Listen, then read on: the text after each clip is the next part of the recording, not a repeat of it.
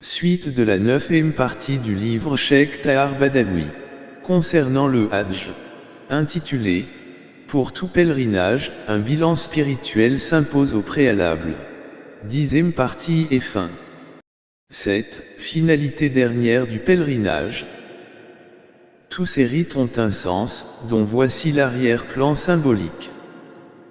En effet, lors de leur chute du paradis terrestre, Adam et Ève, salut divin sur eux, égarés longtemps dans la nature, se cherchèrent mutuellement et, par la grâce de Dieu, ils purent se retrouver et se rencontrer enfin dans l'enceinte bénie de Arafat.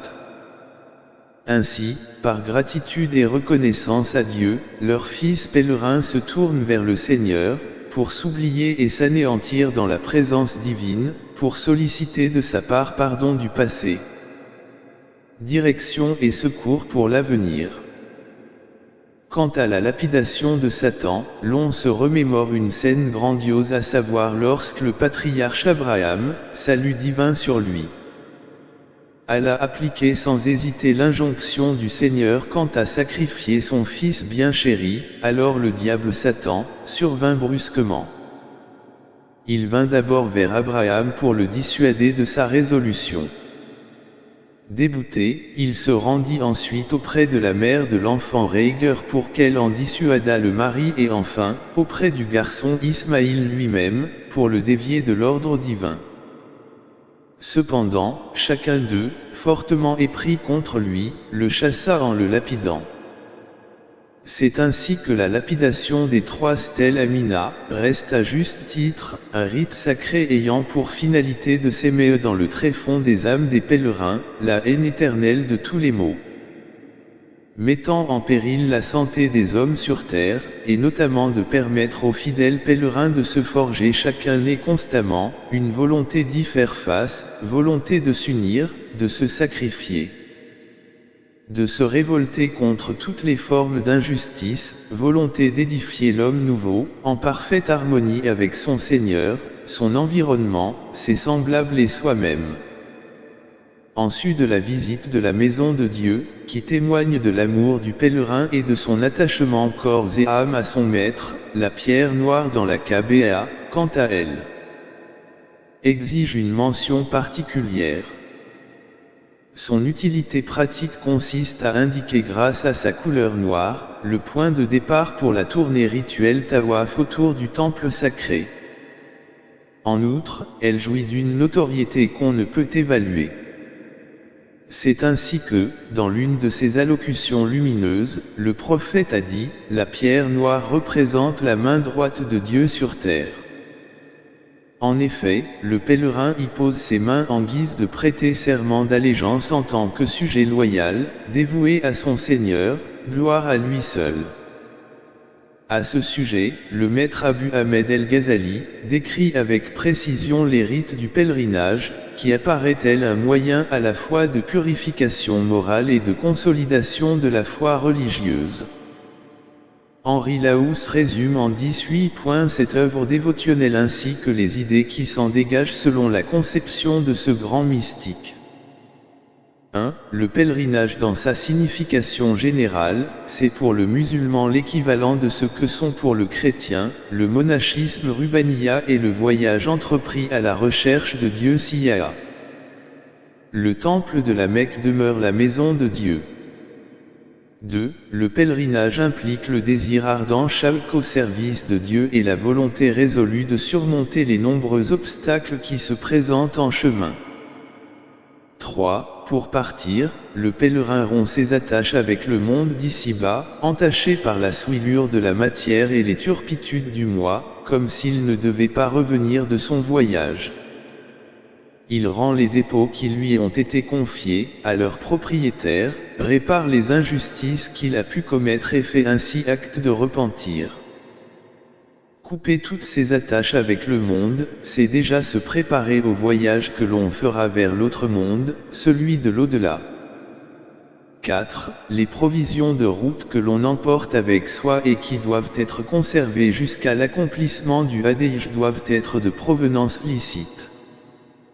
Elles font penser à la provision de piété taqwa, dont l'homme doit se munir pour pouvoir accomplir son dernier voyage. À noter que si de nos jours, le pèlerin ne prend plus sur lui des provisions, il n'en reste pas moins qu'il se procure sur place sa nourriture. Celle-ci et l'argent nécessaire doivent être également de provenance licite. 5. En s'occupant de sa monture, le pèlerin doit remercier Dieu d'avoir créé les animaux pour l'utilité des hommes. Il pensera plus encore à la civière qui le transportera un jour jusqu'à sa tombe. À noter, là aussi, que le bateau et l'avion sont des inventions du génie de l'homme qui ne les a réalisées que grâce à son intelligence donnée par Dieu. 6. Les vêtements de la sacralisation Ihram sont pour le pèlerin, l'occasion de penser à la mort et le font songer à son linceul. 7. En sortant de son pays, le pèlerin quitte sa famille et sa maison pour un voyage qui n'est pas un voyage ordinaire, mais dont le but reste l'agrément du Seigneur, gloire à lui seul. 8. En s'engageant dans le désert jusqu'à la station frontière Mika où il prendra l'Ihram et en observant toutes les difficultés auxquelles il s'expose. Le pèlerin devra méditer sur son devenir et songer aux tourments qui commenceront à la mort et dureront jusqu'à la résurrection. Les brigands rencontrés, éventuellement, en chemin, le feront penser aux deux anges de la tombe, Munkar et Nakir. Selon la tradition, ces deux anges sont chargés de tester tout défunt dans sa tombe juste après son enterrement à propos de sa foi et de la noble personnalité du prophète Mohammed, salut divin sur lui. Le défunt subira le châtiment infernal en cas d'échec et s'il réussit à cette dure épreuve, il s'enivrera de la bénédiction et de la grâce divine, contemplant dans sa tombe ses demeures au paradis éternel, jusqu'à ce qu'intervient le jour du jugement dernier. 9. En revêtant l'Ihram et en prononçant la talbiya, à l'arrivée à la station frontière. Le pèlerin répond à l'appel de son Seigneur et ne peut manquer de songer à la trompette dont sera chargé à deux reprises l'ange Israfil. La première, l'ange y souffle pour annoncer la fin de toute créature, la seconde pour appeler les humains et les djinns à comparaître devant le Seigneur, gloire à lui seul. 10. L'entrée à la Mecque inspire aux pèlerins des pensées pieuses. En effet, lorsqu'il contemple les lumières spirituelles du temple sacré, il souhaitera ardemment que le Seigneur le comblera de sa grâce dans l'au-delà et lui permettra de voir sa face divine, comme il lui a permis d'ici-bas de contempler sa maison.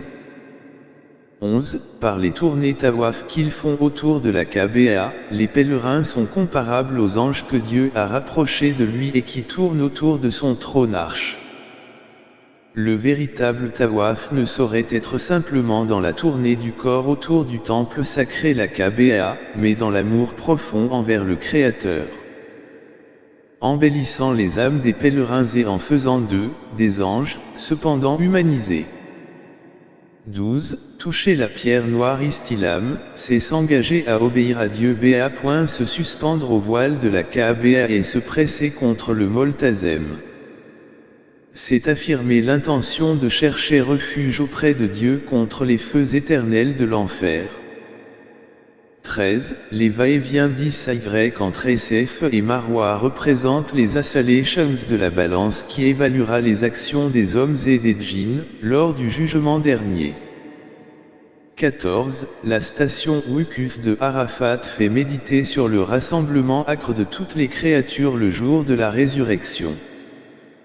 15. La lapidation des stèles à Mina doit être effectuée avec une soumission totale conformément à la pratique du prophète, sans trop se poser de questions sur le pourquoi ni le comment du rite. À l'image de notre vénéré prophète Abraham. C'est, en réalité, le visage du démon Satan qu'on lapide.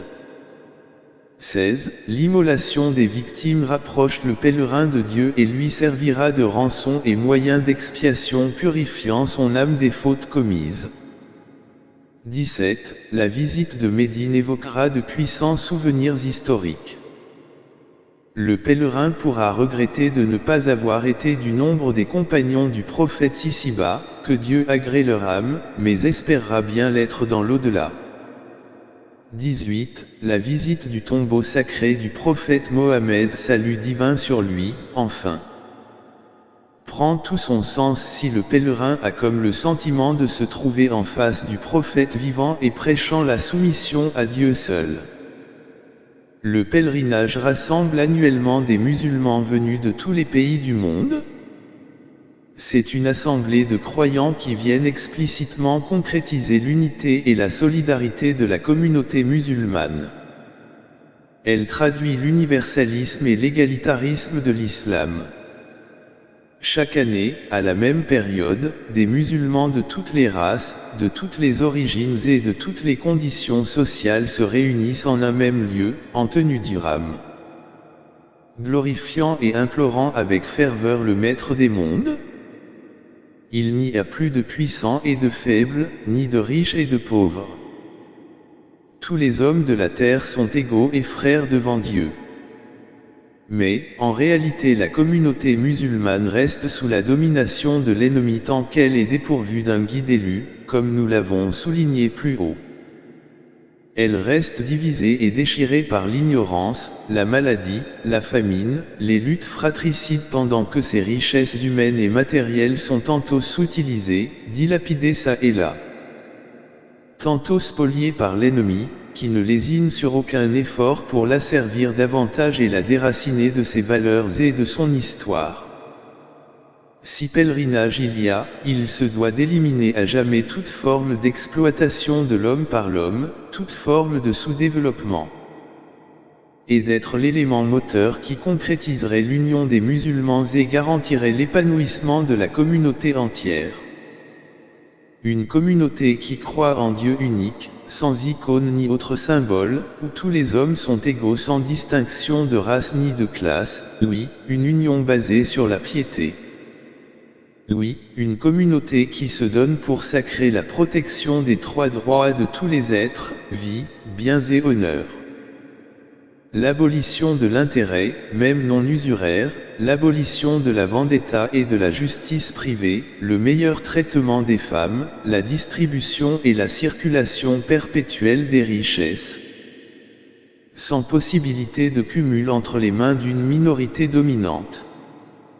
Enfin, une communauté qui proclame la seule volonté de Dieu comme loi pour tout le monde, dans tous les domaines de la vie et dont la mission est de produire pour guérir.